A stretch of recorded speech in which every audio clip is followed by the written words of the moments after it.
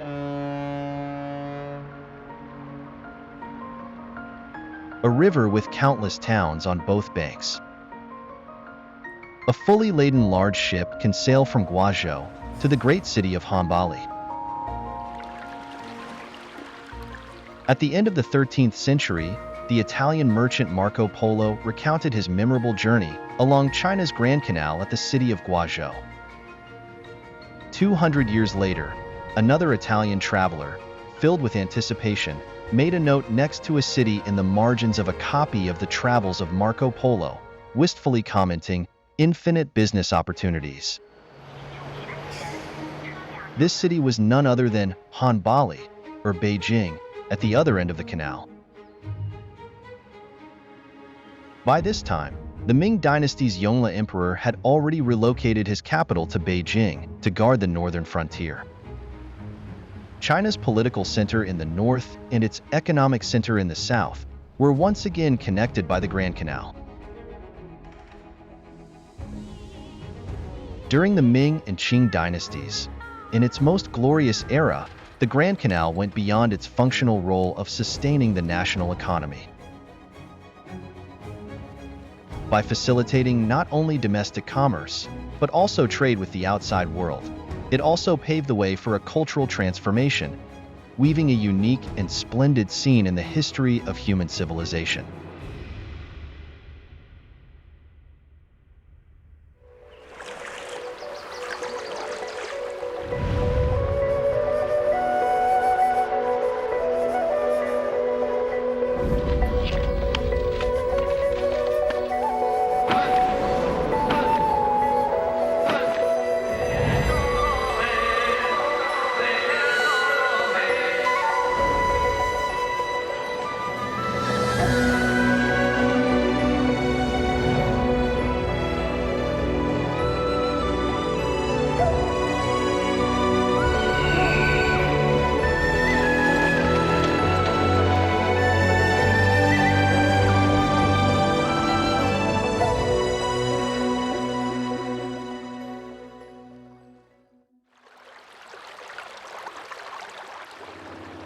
To enable the construction of the Yongle Emperor's Grand Palace, the Forbidden City, Beijing's neglected Huitong River was refurbished.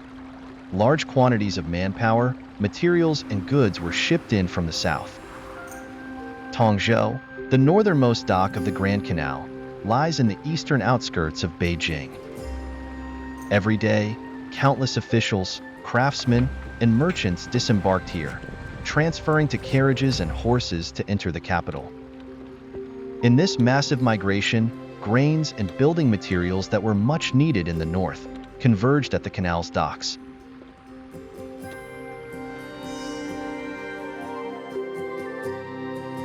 通过大运河运到北京的这些建筑材料啊，尤其是北上的这样的一些木材，竭全国之人力物力，才能建成这样的一个紫禁城。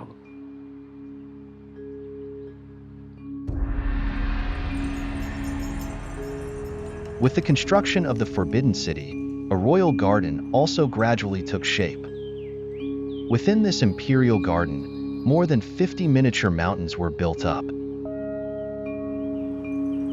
Among them, the prominent Duatio Stone Mountain, made out of stacked Taihu rocks and reaching 14 meters in height, added to the sense that the vast palace was a self-contained kingdom. 尽管这御花园是微缩的山水。 是叠出的山，理出的水，但是呢，它是天下山河的一个象征，所以呢，它就有一个移田缩地、在君怀的这样的一个象征的意味在。The garden is adorned with different kinds of classical garden rocks, such as Taihu stones, Lingbi stones, and Ingda stones, sourced from regions along the Grand Canal and its tributary branches. Because of their massive size, these rocks could only be transported over long distances by water. Beloved by scholars and therefore sometimes called scholars' rocks, these stones provided the royal garden with a fascinating landscape. Given their size and distant origins, the garden would not have been possible to create without the Grand Canal.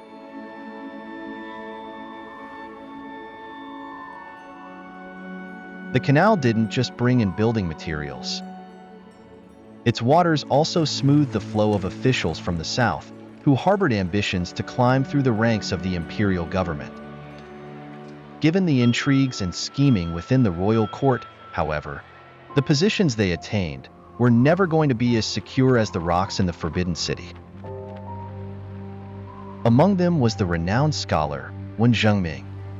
Known as one of the four talents of areas south of the Yangtze River, he failed to assimilate into the Beijing court and decided to retire to his hometown.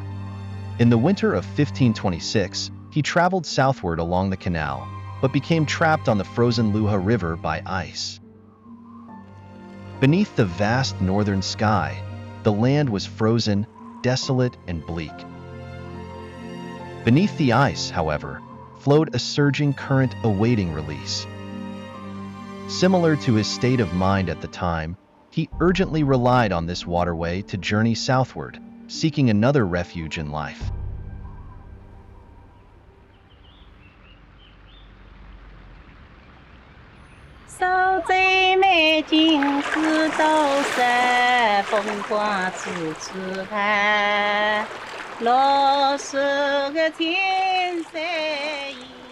In the eyes of Wen Zhengming, Suzhou was nothing short of a paradise on earth. The Grand Canal winds its way around the city, with a dense network of waterways running through it. Convenient water transportation and strong local industry enabled Suzhou to sustain prosperity and abundance over the long term. The locals of Suzhou valued literature. Many also pursued official careers. After retiring and returning to their hometowns, literati and scholars found solace in building gardens for their own enjoyment. Gardens became the embodiment of material culture for scholars during the mid to late Ming dynasty. After returning to Suzhou, Wen Zhengming became a frequent visitor to the humble administrator's garden of his friend, Wang Xianchen. He took on the responsibility of designing its later stages, pouring his emotions into its landscape. 温之敏的这种心态呢，实际上也表现了明朝中后期大部分文人，特别是江南文人的一种积极山林、与世成佛、享受生活、闲居的一种价值取向。反过来呢，我们当时的江南园林受了文人的影响，迎合了文人的一种价值取向。Wen Zhengming created a total of 31 paintings of the humble administrator's garden, collectively titled 31 Scenes of the Humble Administrator's Garden. These paintings showcase the garden's waterscape, for which it was renowned. 文人往往是借着山水寄情，山之厚道，水之灵动，给人家造成的一种影像是相当活泼、自由的。 Private gardens in areas south of the Yangtze River followed the path of literati gardens. While imperial gardens emphasized grand mountains, literati gardens embraced the joy of water. The gardens in the north were characterized by grandeur. Those in the south were known for their delicacy. Typified by those in Suzhou, southern gardens aimed to imitate natural landscapes in small spaces, providing ever-changing scenery with each step. 它跟我们皇家园林里面大而笨重完全是相反的一曲，而且是非常小巧玲珑，能够体现个人的一种特色追求的。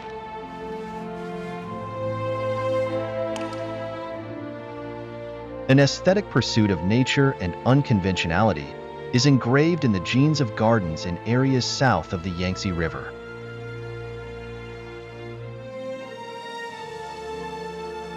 Literati scholars created mountains with rocks and lakes with water, symbolizing a retreat into an imaginary wilderness. Influenced by both nature and culture, they cultivated their characters, found joy and contentment, and achieved harmony in their own private worlds. In the centuries that followed, the styles of gardens at both ends of the canal continued to blend.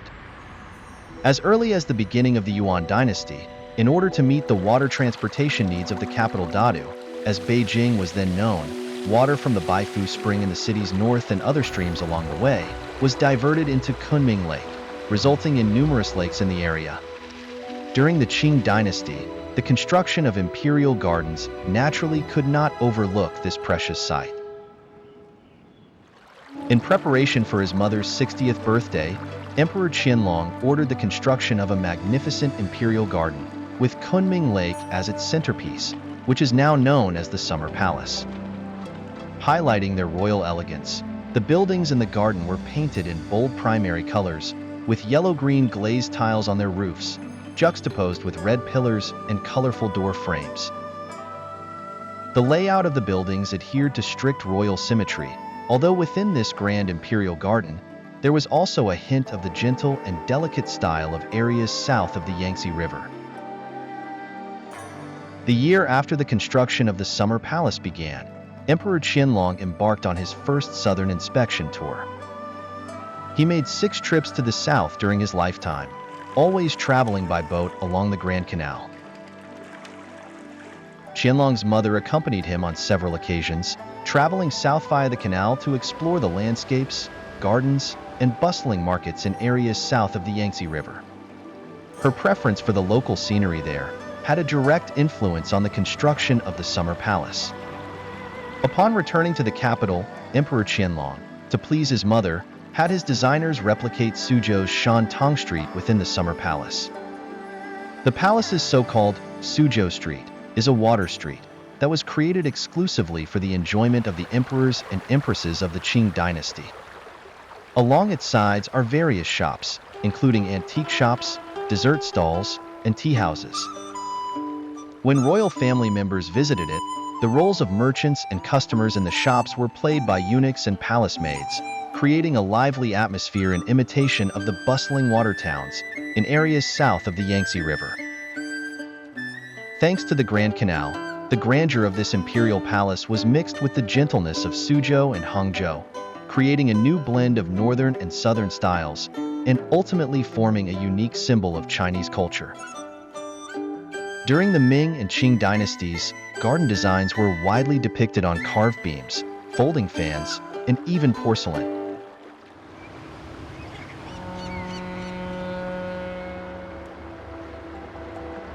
As bulk cargo transported by water, porcelain carried these new symbols abroad, spreading Chinese garden aesthetics overseas, and creating another world's perfect imagination of the East. From 1598, the first ships picking up Chinese porcelain that were already bringing in Chinese porcelain. There was a very strong influence of Chinese porcelain on everything in art in the 17th century in the Netherlands. Also, Dutch painters like Johannes Vermeer, who lived here in the city also, started to paint the wares on his paintings.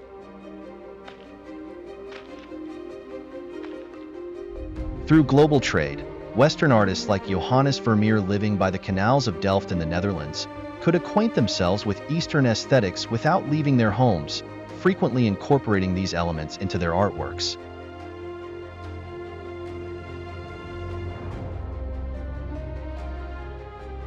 With the export of ceramics, Chinese garden scenes depicted on them gradually entered the view of Europeans.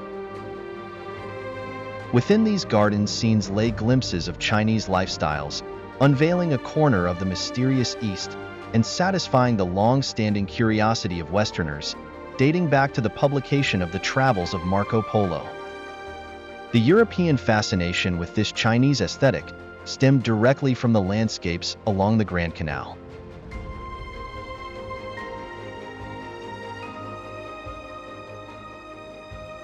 During this period, China itself was undergoing constant change, borne along ceaselessly by the flow of goods and people along the Grand Canal.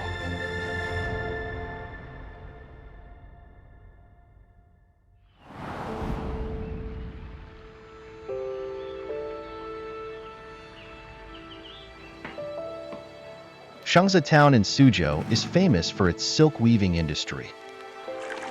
Just as the canal facilitated the construction of the exquisite private gardens of scholars, it also drove the development of artisanal crafts.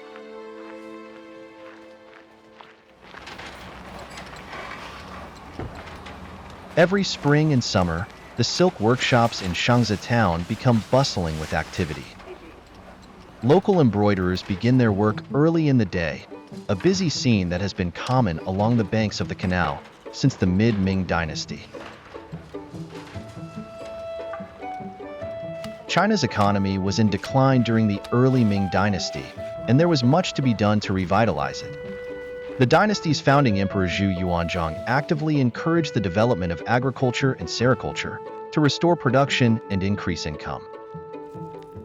Mulberry trees were extensively planted in areas south of the Yangtze River, where the climate is mild and humid, leading to abundant silk cocoon production. The silk weaving industry in the region flourished, as it continues to do today.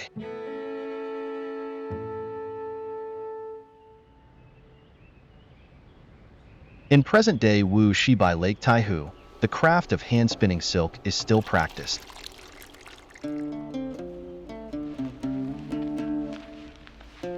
"400 years ago, a young girl married into the Su family in northern Wuxi. Her superb skills and adept management propelled the family's textile workshop to prosperity, with over 20 looms at its peak.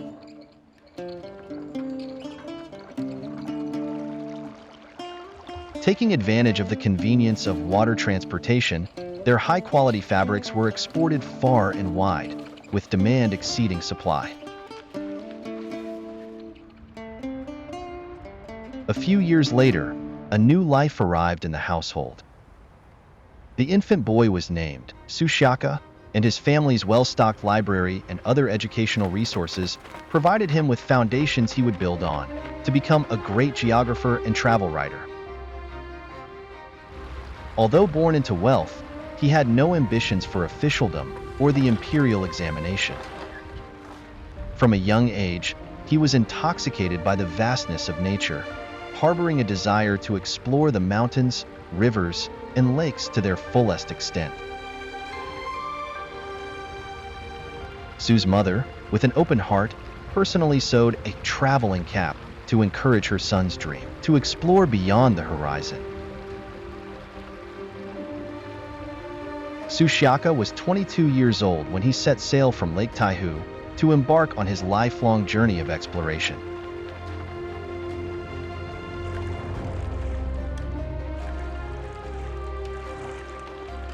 Before then, a life of such freedom and adventure was rare. The early Ming dynasty's government promoted agriculture, but it suppressed commerce and imposed strict restrictions on population movement. Traveling beyond 50 kilometers required a travel permit, and offenders faced corporal punishment. By Suxiaka's time, however, thriving canal commerce had created favorable conditions for population mobility, providing more freedom for life choices.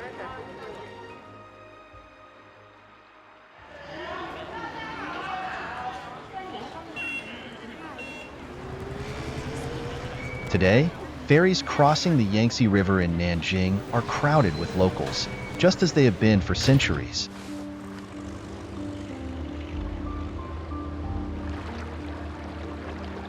In 1570, the Huizhou merchant Huang Bian published his travel guide, Illustrated Route Book of the Realm in Unity. Written after traversing China on business for 30 years since his youth, it provides detailed information on 144 routes covering the entirety of Ming China, including the journey down the Grand Canal from Beijing to areas south of the Yangtze River. Particularly on water routes between cities south of the Yangtze, passengers could easily transfer between boats. This was similar to transferring between subway and bus lines today. A new economic and social order was rapidly forming along the canal. In the early 17th century, the writer Feng Minglong commented on society with the phrase first-rank officials, second-rank merchants, meaning the boundaries between social classes were becoming blurred.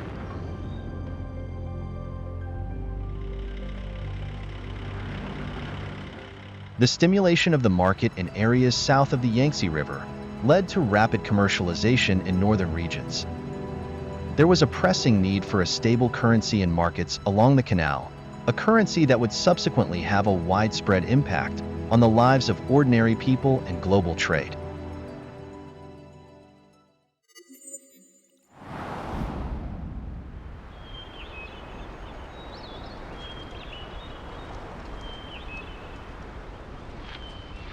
Among the mountains of Suzhou in Anhui Province, scholar Kang Jian is researching the economic history of silver.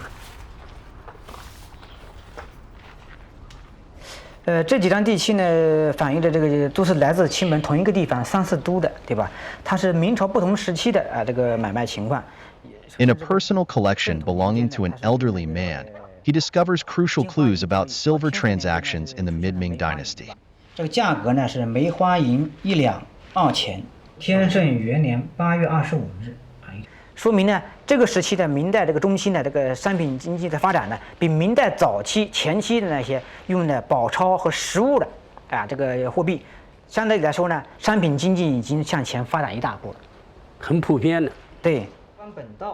In Chinese history, the transition of silver from a being a valuable commodity to a fully fledged currency occurred during the mid to late Ming dynasty. This transformation accompanied various pains associated with changes in the national currency system. At the beginning of the Ming dynasty, the circulation of gold and silver was prohibited. Copper coins were cumbersome and difficult to carry, while paper currency had become devalued because of overprinting, leading to resistance from the people. For a long time, there was no stable currency for market transactions, and barter even became prevalent. The disorder in the market hindered the development of the economy during the Ming dynasty, leading to the emergence of silver as a currency. This silver revolution from the grassroots level prompted policy changes. In the mid to late Ming dynasty, various provinces in the south began to levy taxes in silver instead of grain. Subsequently, the court allowed artisans required for service to pay in silver instead of their labor. The complete substitution of silver for labor and taxes was achieved in the late Ming dynasty. 往往是在运河流域在长江流域，这些徽商都占有十分重要地位。徽商在外面活动经营，把财富寄回家，这是一个直接原因。更大的一个背景呢，就是因为当时中国跟世界市场联系起来，这样呢，这白银就从让一些大市场流入到我们徽州这个偏僻的一个乡村中。By now, silver had become an indispensable basic currency for both imperial taxation and the daily lives of common people.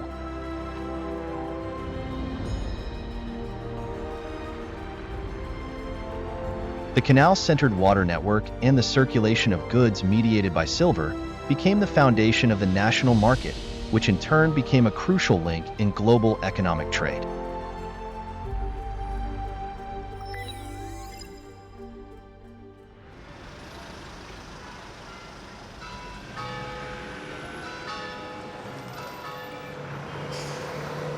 Across the Pacific Ocean in Potosí, Bolivia, workers are mining for silver.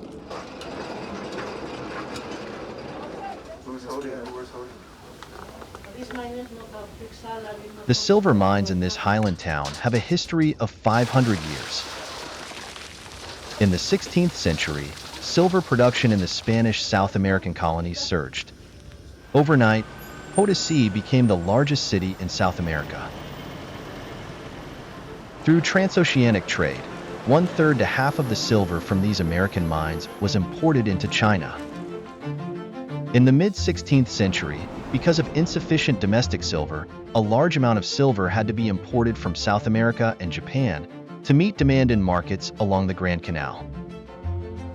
Western countries and Japan, in turn, used silver to buy large quantities of expensive Chinese goods such as silk, porcelain, and tea. These goods, upon their arrival in European and Japanese markets, often fetched prices hundreds of times higher, yielding immense profits. The distant East became the site of Westerners' dreams of wealth.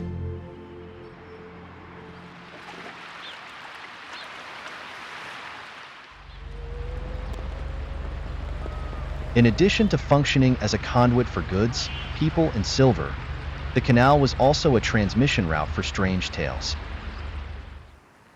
上回书说到，唐僧师徒4人躲离了小西天，是继续西行。这一路啊，正是春生花开之际。在很多年里，关于《西游记》的作者，其实一直有争议，最后胡适认定是吴承恩。一个很重要的原因，就是因为《西游记》中有很多的淮扬元素，包括淮扬菜。Common cattail is a popular ingredient among the people of the Huaiyang region of central Jiangsu. April marks the season when it comes to market. It is often cooked with dried, shelled shrimps and meat chunks to make classic dishes of Huaiyang cuisine. If you are passionate about Huaiyang cuisine and have also read Journey to the West, you will notice frequent mentions of it in the book. Even in the ancient Indus River region, where the locals entertained the master Xuanzang, the novel's protagonist, and his disciples, the banquet included common cattail.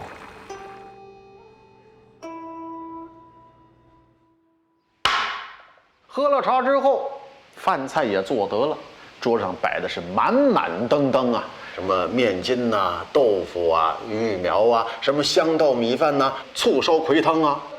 用我们淮安话说啊，吃的那叫别他贼味。就是唐僧师徒去西天取经，这一路上吃的全是淮扬菜，这个肯定是说明作者对淮扬菜特别熟悉，而且可能没有我们想象中的那样沿着师徒4人他走的这个路线做充分的田野调查。As a native of Huaiyang by the Grand Canal, Wu Qingyan spent most of his life living at home there, except for short periods when he served as an official elsewhere. It was precisely because he was in Huaiyang that he could collect a large amount of material for stories from the folk tales and rumors along the Grand Canal.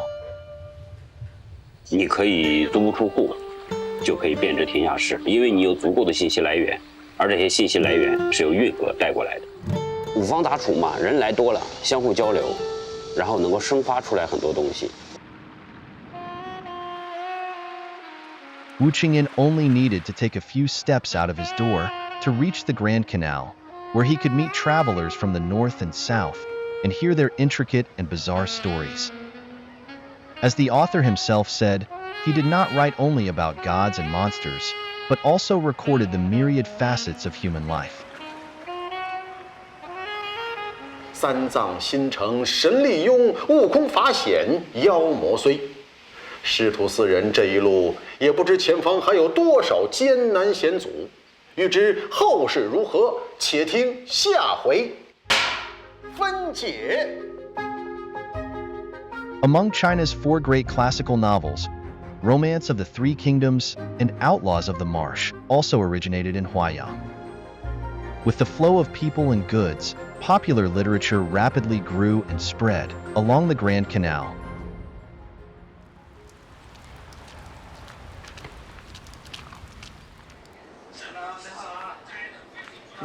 Hangzhou native Huang Xiaojian is a frequent visitor to his local old book market, where he can access a wealth of information on the region's history.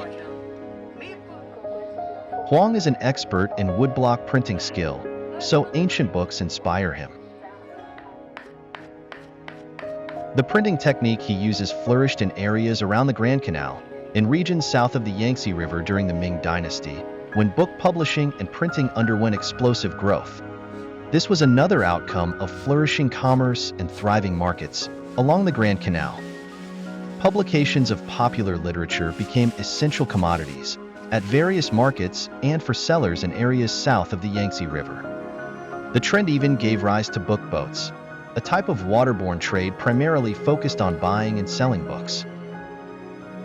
Growing demand for popular reading materials among the citizenry and the rapid development of the publishing industry further spurred the creation of a large number of literary works. These works were disseminated through the canal and even reached overseas, becoming known worldwide.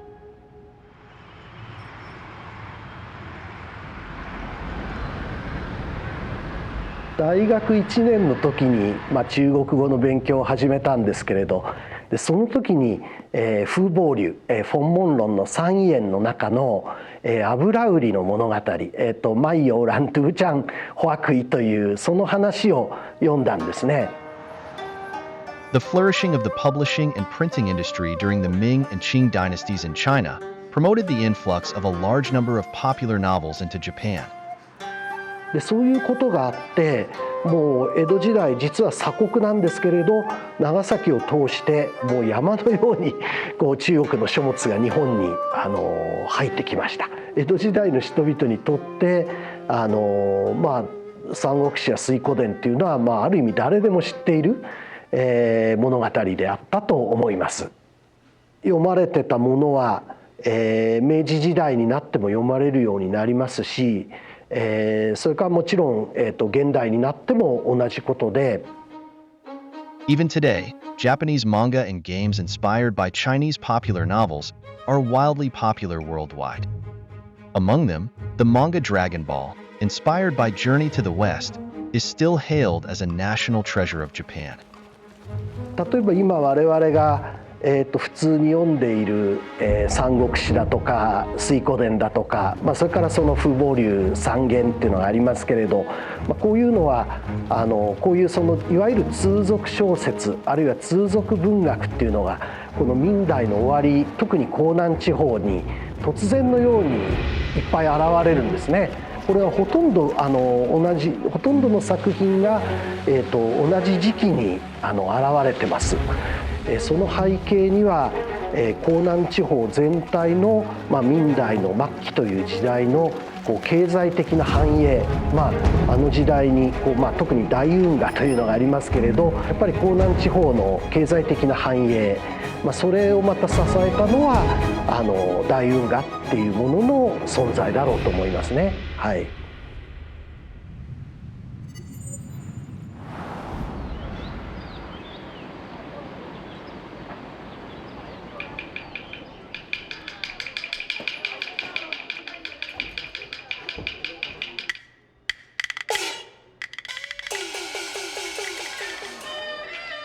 Every year during the agricultural off-season, the Huizhou Opera Troupe of Huangtian Town in southern Anhui performs traditional Huizhou opera on an ancient stage for local villagers. This style of opera, characterized by its simple but rich flavor and humorous language delivered in a unique singing style, is very popular.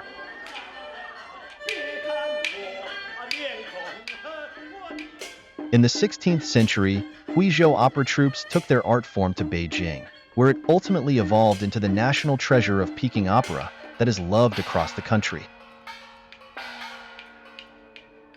This magnificent transformation also took place by means of the Grand Canal. It started with merchants from Huizhou traveling outside their mountainous home region on business. Over time, they ventured further and further up the canal. Along the banks of the Grand Canal, the city of Yangzhou in central Jiangsu has always had a rich culture of performances.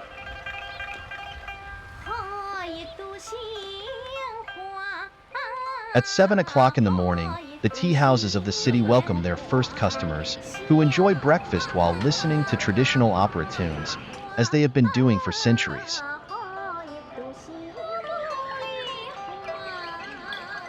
With the Grand Canal flowing through the city, Yangzhou attracted a large number of merchants. During the late Ming and early Qing dynasties, the most influential group among the merchants in Yangzhou was the Huizhou merchants. With the strong support of the Huizhou merchants' abundant capital, various opera troupes flocked to Yangzhou, transforming it into China's southern center of opera. This was the first stepping stone for Huizhou opera to leave the countryside. In 1784, at the age of 73, Emperor Qianlong embarked on another southern inspection tour, with Yangzhou being one of his essential stops. Before his arrival, Huizhou merchants had prepared a large number of opera troupes for his entertainment. By this time, the Huizhou opera that Qianlong heard had absorbed characteristics of Kuanchu opera and incorporated Qinqiang opera singing techniques. This enriched its deep and solemn aspects, with a more vibrant and stirring character. Qianlong, an experienced opera enthusiast, greatly enjoyed the performances. 6 years later, on the occasion of Qianlong's 80th birthday, Suzhou opera troops from Yangzhou traveled to Beijing. They journeyed northward along the Grand Canal, creating momentum for the spreading popularity of their performing art.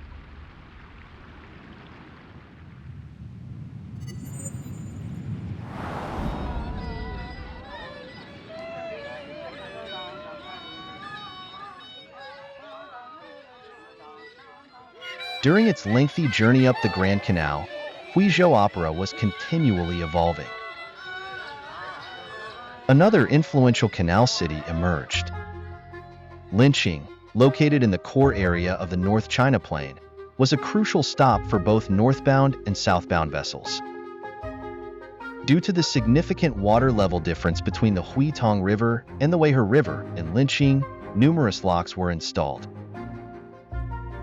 Countless ships traveling between the north and the south had to queue up at these locks, leading merchants and travelers to disembark and wait, sometimes for months. During these stopovers, the stages set up on the docks were frequented by crowds of merchants and travelers. Lively drumming and music enlivened this once quiet town in the northwest of Shandong Province.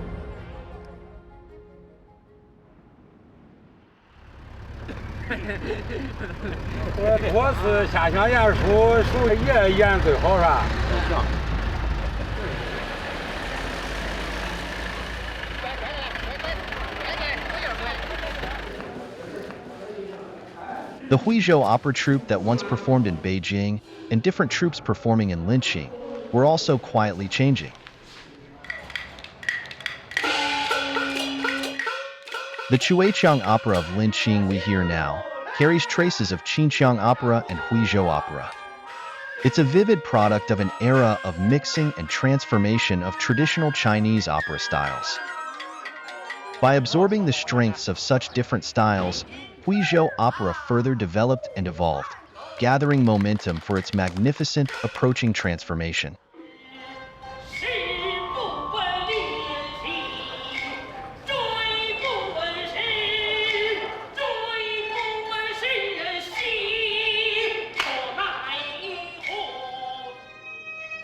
Like the Suzhou opera performed in Yangzhou, Linqing's Chueqiang opera is a case study of cultural blending and evolution along the canal, where various operatic styles combined and eventually formed the quintessential Peking opera.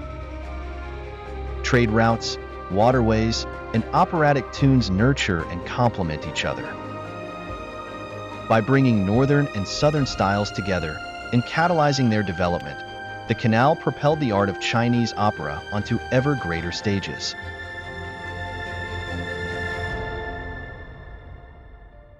With its enchanting gardens, captivating stories, and exciting performances, the Grand Canal linking China's north and south created a series of cultural landscapes with a unique Eastern aesthetic. After flowing for many hundreds of years, this creative vitality continues today. The prosperity of cities along the canal has been the driver of this flourishing. Linqing, for example, is a town that owes its existence entirely to the canal. Linqing lies between the Huitong River and the South Canal on the western border of Shandong. After the Yongle era, when the Grand Canal was reopened, it became a crucial point along the waterway, serving as the gateway to the capital. Subsequently, a specialized agency was established in the town to supervise water transportation and collect taxes. 这个整个的曹河关的庭院啊，抗税的、打架斗殴的，都要在这儿审官司。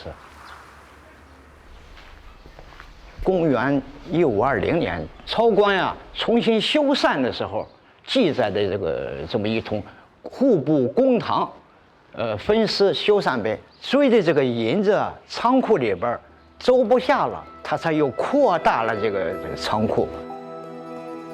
In the 6th year of the Wanli period in the late Ming dynasty, the Linqing tax office collected over 83,000 taels of silver, placing it first among the 8 such agencies in the country. Its contribution amounted to 1/4 of all national tax revenue from tolls. 运河上面的漕运的兴起，临清呢，也由原来的这个比较贫瘠之壤吧，变成了一个运来运往的商贾云集，这个繁强绿林。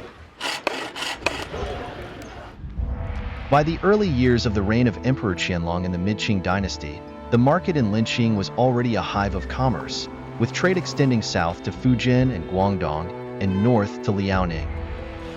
Huizhou opera troupes stopped in the town on their way to Beijing. Its theaters played to full houses, and its storytelling stages did brisk trade. Prosperity, however, can be fleeting. The rise and fall of a city, amidst the fortunes of the nation and the currents of the times, is but a small ripple. It wasn't long before this town, so closely connected to the prosperity of the canal, faced a major turning point. In the midst of its bustling markets, a group of unfamiliar visitors quietly arrived.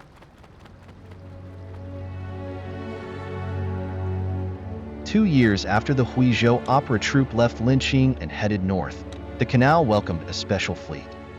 The largest British embassy to China in history was returning from Beijing to the south.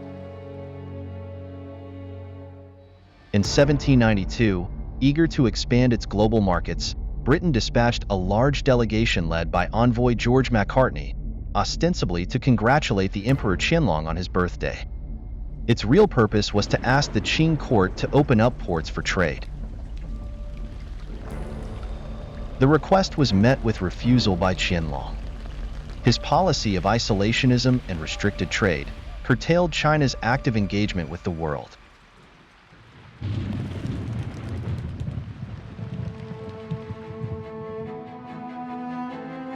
Unaware of global changes that were then afoot, Qianlong allowed the British delegation to travel south along the canal, so he could demonstrate his empire's prosperity and power. Along the way, he ordered local governments to muster troops and organize displays of military might. Passing through Linqing, the British mission was impressed by the Linqing County Tower, standing on the canal bank. This copperplate engraving, depicted by a painter accompanying the mission, meticulously portrays scenes of civilian life along the banks of the northern canal at that time. 他们当时画的这个铜版画，在照相术没有这个发明之前呢，就直接可以作为照片来看，很真实的记录了这个临清的当时的这个社会场景。沿河都是渔火一片，灿若群星。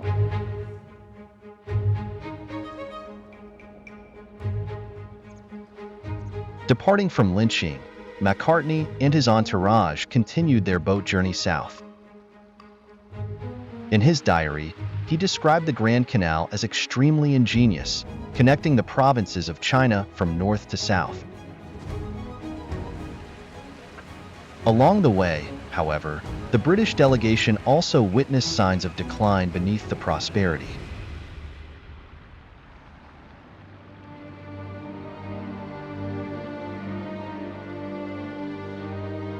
The infantry wore jackets made of dark blue cotton, adorned with red ribbon trimmings, rough and heavy, unsuitable for combat. The British even noted secretly, there is no specialized factory for manufacturing gunpowder anywhere in the country. They only have a few firearms, and they believe more in their swords and bows than in their muskets. As a part of the global trading system and a potential adversary, the British were assessing China. They would return, half a century later, with greater determination.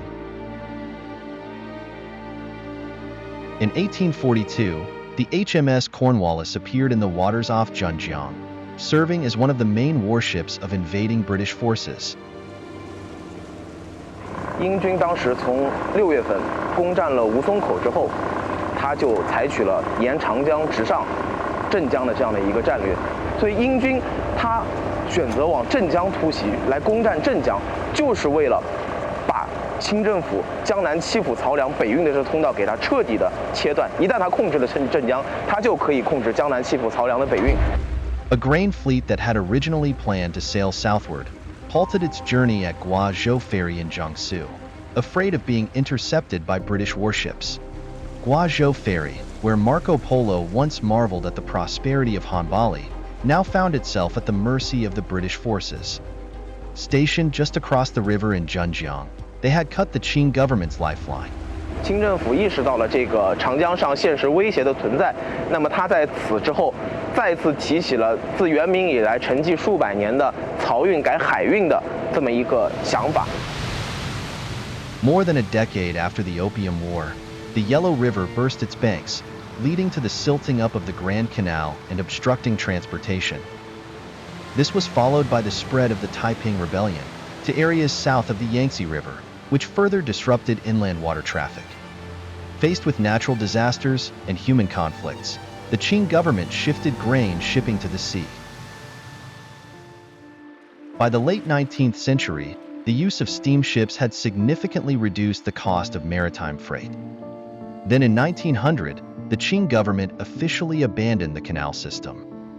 Cities like Linqing, Huaiyan, and Yangzhou, which once thrived along the Grand Canal, never regained their former prosperity. With the cessation of the grain transport and the interruption of northern routes, it seemed that the Grand Canal had achieved its purpose and was now in decline. At this time, China faced both internal turmoil and external threats. Countless scholars and patriots began to reflect and strategize on ways to save the nation from peril. Relying on the southern segments of the canal that remained navigable, some pioneers in the cities along the canal began to explore and develop national industry and commerce. 这个呢，就是晚清时候薛家造丝厂从意大利引进的先进的这个造丝设备。一个是它的效率高，第二个呢就是它的这个烧出的这个丝的这个鲜度和匀度都可以大大的提高。Influenced by the ideas of his father Xue Fuqing, who was a Wuxi native and leading figure in China's self-strengthening movement, Xue Naming used the transport offered by the canal to develop a modern silk business. The Xue family's Yongtai filature was one of China's earliest and most important mechanized silk mills. It introduced scientific management methods and independently designed and produced China's first multi-end reeling machine. After the self-strengthening movement and the First Sino-Japanese War, a large number of nationalist capitalists believed in the idea of rejuvenating the country through industry. Their factories flourished along the Grand Canal in areas south of the Yangtze River. Although sections were closed, so it no longer connected north and south, the waterway continued to support the development of national industry and commerce.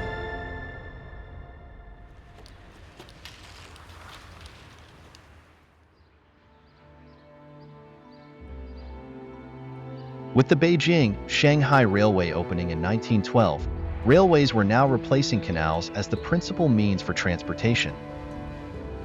This was the year that the last feudal dynasty in Chinese history came to an end.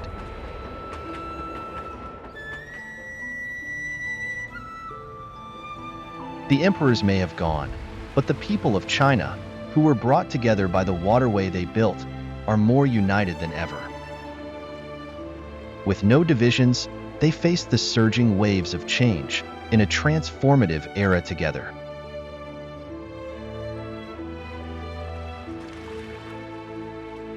The story of the Grand Canal is far from over. Alongside its ancient motherland, the 21st century has witnessed nothing less than its rebirth.